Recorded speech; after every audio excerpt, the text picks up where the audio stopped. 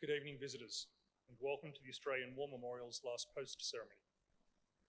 My name is Gerard Pratt, and joining us today from the Royal Australian Navy is Seaman Grace McCarter. Today marks the 82nd anniversary of the sinking of the second, third Australian hospital ship, Centaur.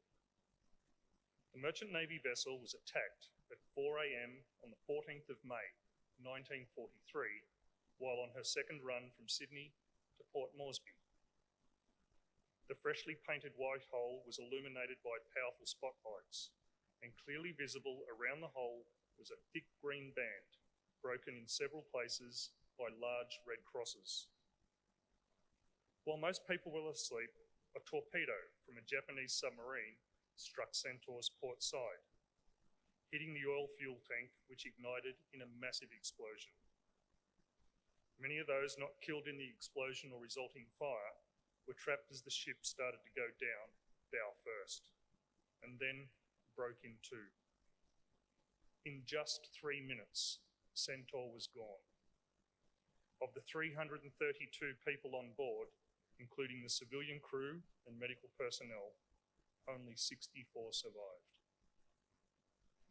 The following afternoon, an American destroyer, the USS Mugford, assisted in recovering survivors.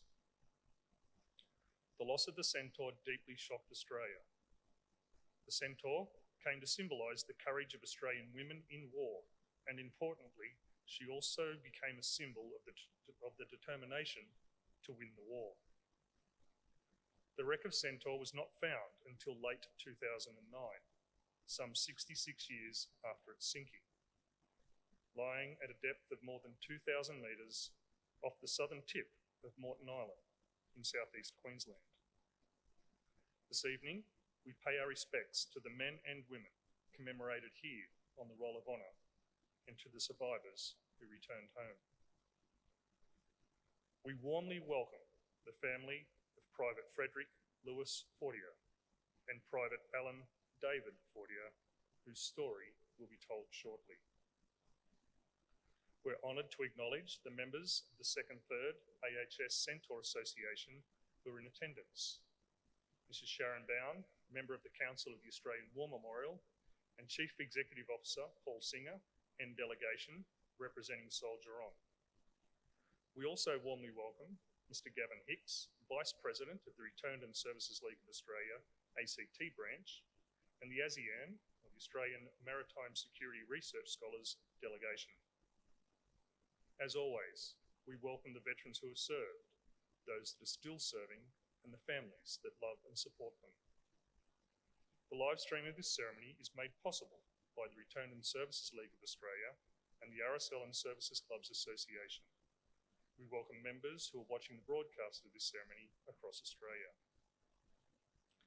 During this evening's ceremony, wreaths will be laid at the base of the pool of reflection by family, visitors to the memorial, and students on behalf of Saltash Public School, visiting from Saltash, New South Wales, and St Patrick's Catholic Primary School, visiting from Asquith, New South Wales.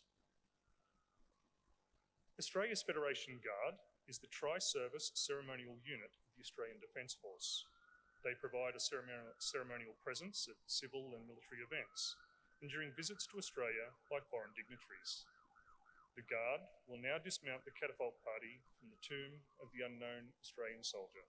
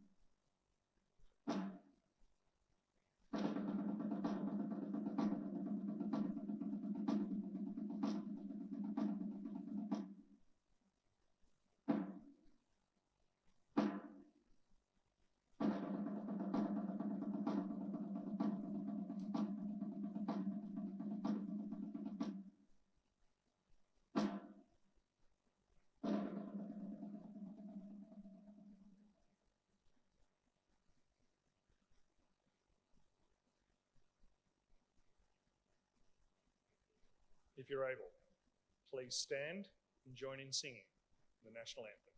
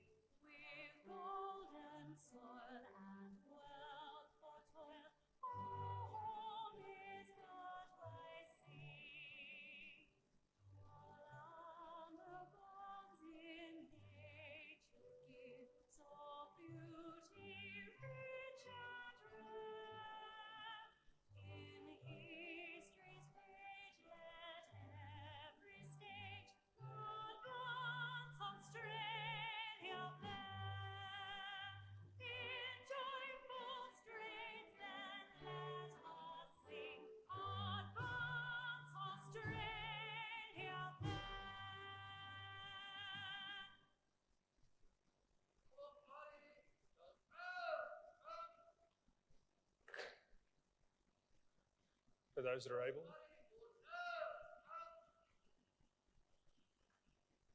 are able, please be seated.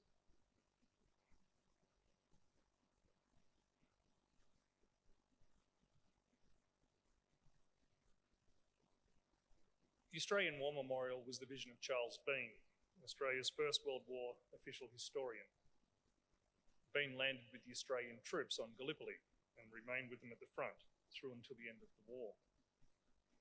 The idea of this national memorial and museum came to him at Fortier, France, in the depths of the bloody fighting of 1916. Bean's idea was that this would be a place where families and friends could mourn loved ones buried in faraway places. It would also be a place that could help all Australians understand what these men and women had endured and what they had done for us. Bean's vision, to which we remain true, is best expressed as inscribed in the entrance to the memorial's galleries. Here is their spirit, in the heart of the land they loved, and here we guard the record which they themselves made. Tonight, we will read the story behind two brothers on the Roll of Honour, which lists the names of more than 103,000 men and women who have given their lives for us in war and on operations for more than a century. But first, we present a lament, Flowers of the Forest. Wreaths or floral tributes will now be laid at the base of the pool of reflection.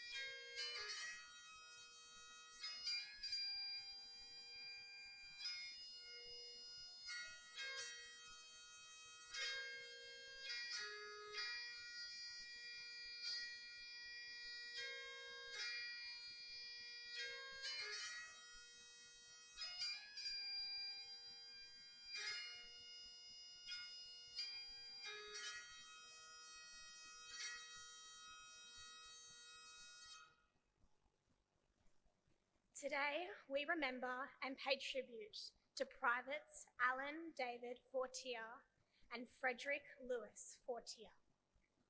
Frederick Lewis Fortier was born on the 15th of November 1913, the eldest of 6 children born to Frederick and Mabel Fortier. His brother, Alan David Fortier, was born 4 years later on the 26th of July 1917.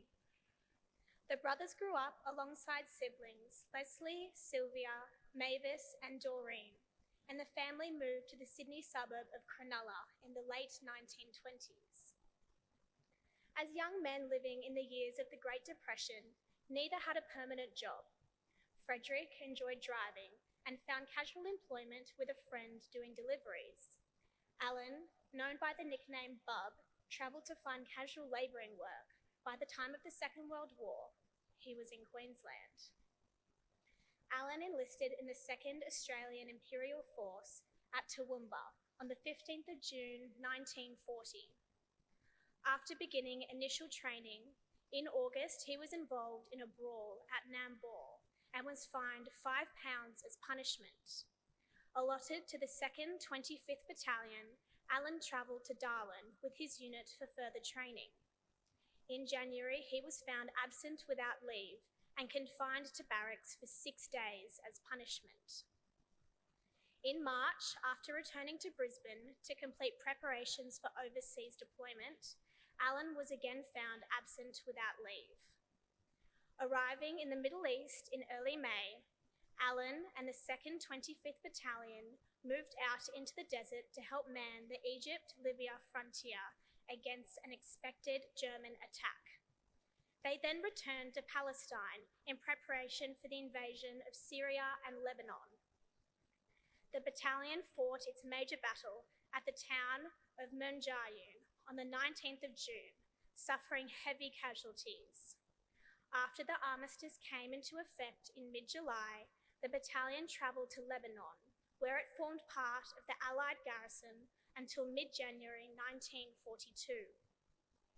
During this period, Alan continued to run afoul of military regulations. In August, he was fined for neglecting to obey a general order. In November, he was found absent without leave and confined to the barracks for 4 days. During the return journey to Australia in February, he was again found absent without leave and fined. In March, Alan was graded as a cook before a period of home leave, and in June he transferred to the 2nd 12th Field Ambulance, although not before being found absent without leave on a number of occasions, fined £5 and given 28 days detention. In joining the 2nd 12th Field Ambulance, he met his brother Fred, who had enlisted at Sydney on the 28th of June 1940. By this time, Fred had been married to Elise for 3 years and had a 2-year-old daughter named Pamela. Fred had been allotted to the Australian Army's Service Corps before being detached to the newly raised 2nd 12th Field Ambulance in November 1940. Consisting of a headquarters company and 2 deployable companies, the 2nd 12th Field Ambulance consisted of 12 officers and 250 soldiers attached to the 23rd Infantry Brigade to provide medical support, including battlefield casualty collection and initial wound treatment. Fred was appointed specialist, marked as a fitter, and in March, he and Alan set off for Darwin with the 2nd 12th Field Ambulance. While training in the Northern Territory, they provided medical support, participated in the construction of 5 small hospitals, and assisted Sapper and Pioneer Assault Units, thus earning the unit nickname 2nd 12th Pioneers. With the beginning of the Pacific War in December 1941, members of the 2nd 12th were attached to Gull Force and Sparrow Force and sent to defend the islands of Ambon and Timor, respectively. A grim future lay ahead for them. All of the members of the 2nd 12th serving with Gull Force were captured or killed by the Japanese, on the 1st of February 1942, and many died as prisoners of war on Ambon or Hainan. Many of those who had joined Sparrow Force were also captured. The Fortier brothers, however, would be spared of this fate. They were with the 2nd 12th as it arrived to Wollongong to take on more personnel. 3 companies of the 2nd 12th Field Ambulance boarded the hospital ship, HMS Centaur, on the 11th of May at Darling Harbour. The ship was bound for New Guinea, where the 2nd 12th was intended to relieve the 3rd Field Ambulance in Port Moresby. At 4 a.m. on the 14th of May 1943, Centaur was torpedoed by Japanese submarine I-177. Centaur sank in less than 3 minutes. Of the 332 people aboard, there were only 64 survivors, including 15 members of the 2nd 12th. It was 13 hours before they were rescued by USS Mugford. Among the dead were Alan and Frederick Fortier. Survived by his wife and daughter, Fred was 29 years old. Alan was 25. Their names are listed on the Roll of Honour on my left, among almost 40,000 Australians who died while serving in the Second World War. A photograph of the Fortier brothers is displayed today by the Pool of Reflection. This is but one of the many stories of service and sacrifice told here at the Australian War Memorial. We now remember Privates Alan David Fortier and Frederick Lewis Fortier, who gave their life for us, for our freedoms, and in the hope of a better world.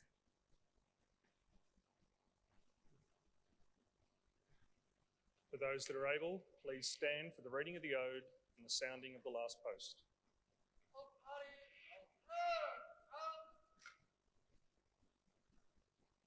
They shall grow not old, as we that are left grow old. Age shall not weary them, nor the years condemn. At the going down of the sun and in the morning, we will remember them. We will remember them.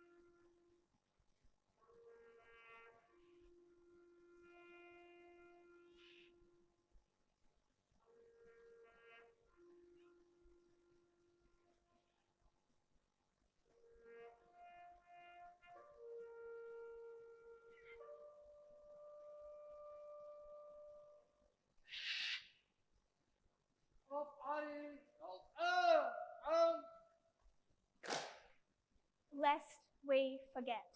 Lest we forget.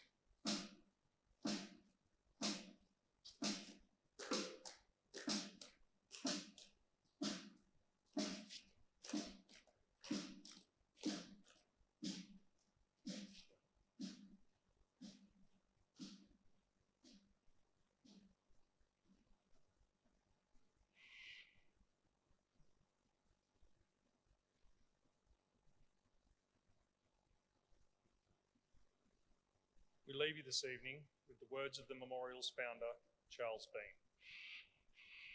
Many a man lying out there at Fortier, or in the low scrub at Gallipoli, with his poor, tired senses barely working through the fever of his brain, has thought in his last moments, well, it's over. But in Australia, they will be proud of this. Ladies and gentlemen, girls and boys, that concludes the last post ceremony. On behalf of the director, staff and volunteers, thank you for visiting the Australian War Memorial today and for your continued support during the memorial's development project. We wish you all a very pleasant evening. Thank you.